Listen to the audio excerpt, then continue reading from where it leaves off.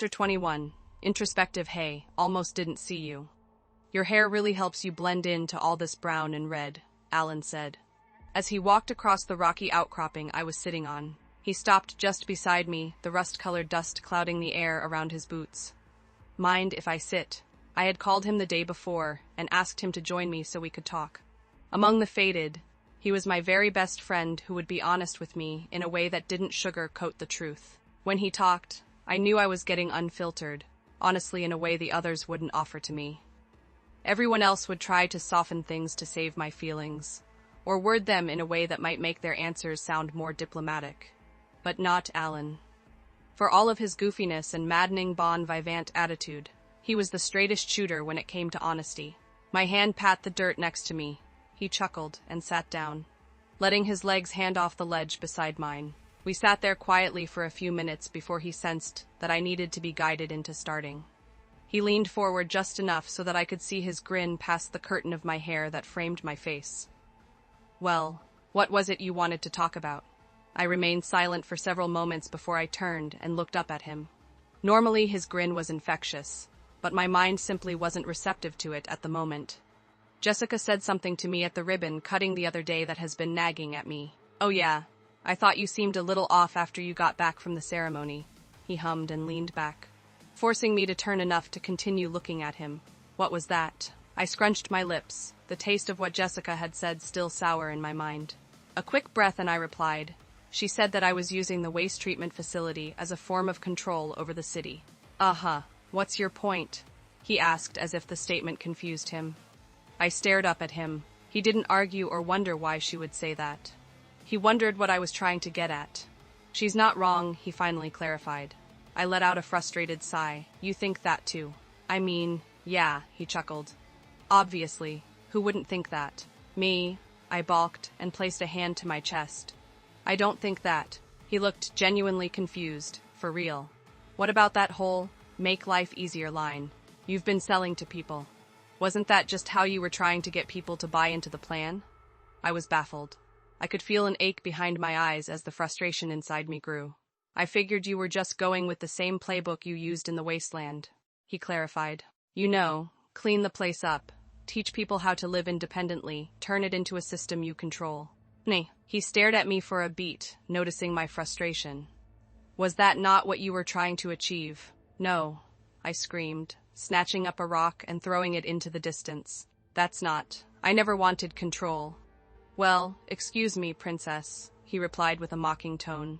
Sorry, I meant empress, or is it Caesar, or my queen? I took the meaning immediately. It was a pointed argument wrapped in sarcasm, but it worked just as well as if he had simply explained it. Maybe that's why it dug in more than I would have liked it. I crossed my arms tight against my chest and looked away from him. I didn't work toward the first two. Granted, he replied, his tone light. But they certainly didn't hurt your resume. But if you honestly don't believe you didn't work toward being an empress, you're lying to yourself. Even if your aspirations were to be Trien's advisor, you did too much and put yourself above him in the minds of your people. In a system that votes for their monarch, some part of you had to have known it would be a possibility. That's neither here nor there, I snapped. It has nothing to do with the here and now, but that doesn't change the fact that you still put yourself in control. Alan shrugged. No, I didn't. I was just erupted. Me began to count his bristowen, when formed, Anubis Guy Twine Bendit, Emdik Kando Rotu. You basically usurped the entire political infrastructure of Night City, and put people in power by backing Fox and David. David, by the way, who has been trying to kill you at basically every turn. I already explained that. You worked with Era fucking Saka to create a system for waste treatment and management, which you know is one of the cornerstones of a thriving society. He continued talking over me. You used your Mia series to jumpstart your live streams, where you show people how to live and function as independently of the system as possible. But I don't control any of that, I protested. I set them up and helped get them started, but I'm not actively in control of them. Active control, direct control. He shrugged. Doesn't matter, you built it. Even indirect control is still control. Hell, your waste facility company has your name on it. That's just because the marketing people thought it would help legitimize it if it had my brand name. He sighed and shook his head. You know, For someone as smart as you are, you can miss the most stuff, sometimes. You aren't you in this universe. That sent a cold shiver down my spine. What did he know? Had he somehow learned about the things I had been going through? Had he act Mayroon to find out all the things I had confa in him? Was he about to tell me he knew I wasn't close to human anymore? What do you mean? I asked, diver of fear in my voice. You're a brand, he exclaimed as if that explained everything. Wait, I asked as the fear and his answer collided in my head. He don't brand. Ever since you put those brain dances out with your name and your face, you turned yourself into a brand. And you should be aware of what brand recognition means in this world. It means you control whatever you put your brand on, clan or a doom. Yours, Merida's Isekai adventures. Yours, Oradum Waste Treatment Facility. Yours. There was a pause, just a beat as if he were lifting a hammer. About to drive a nail in set HDS into our peen. Mine, I whispered. He said definitely. It doesn't matter how you control these things, or even if you don't actually control them. You put your beach around them. So people associate them with you. It's a cult of personality. You endorse something. Your fans assume you control it. My lowered my setting deity session. I is searching my lap as if the right words were there somewhere. That's not what I wanted. I didn't want control in this life.